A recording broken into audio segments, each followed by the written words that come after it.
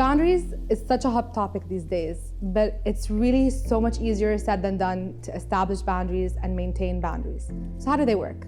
What I'd like to share with you today is an exercise that can really help you figure out what boundaries you want to set and how to set them. Because the first step before you actually set a boundary is you need to understand, what boundary do I want to set? What do I have a right to, essentially? And then how do I advocate for myself in order to have that right be met, to get that boundary established?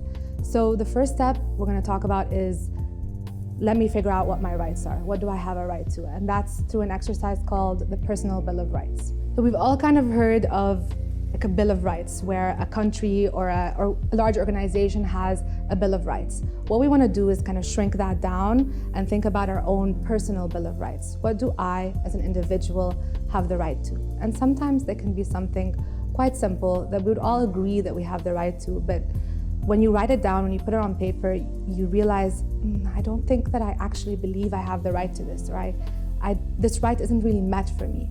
Like, I have the right to say no. I have the right to set my own work schedule. I have the right to share things that I want to share and withhold things I want to withhold. I have the right to healthy relationships.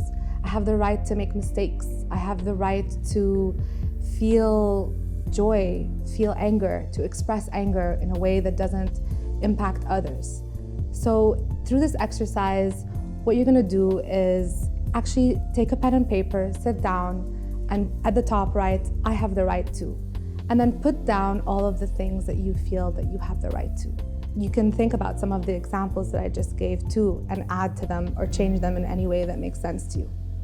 Once you've done that, you can start to think about what other people in your life might put on their list and how they work together or they clash. So let's say I feel that I have the right to keep secrets sometimes and share when I'm doing well and share when I'm not doing well on my own time.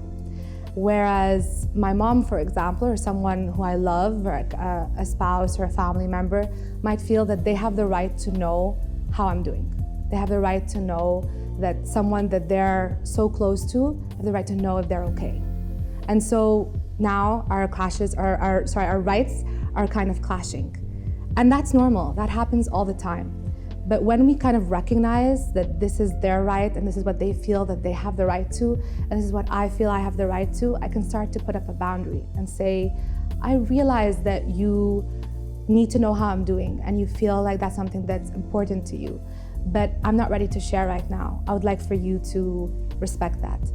Again, so much easier said than done. It's not easy to really implement this. But before you even take a step towards implementing that, you kind of have to know what it is that you feel you have the right to first. So establish your set of your own personal Bill of Rights, and then consider, are they being met? And consider how you might be able to compromise on your Bill of Rights sometimes. And sometimes you'll find that I can't compromise here. Then I have to set up a boundary. Then I have to advocate for myself. How do I do that? Can I get support in that? But remember, always take that first step.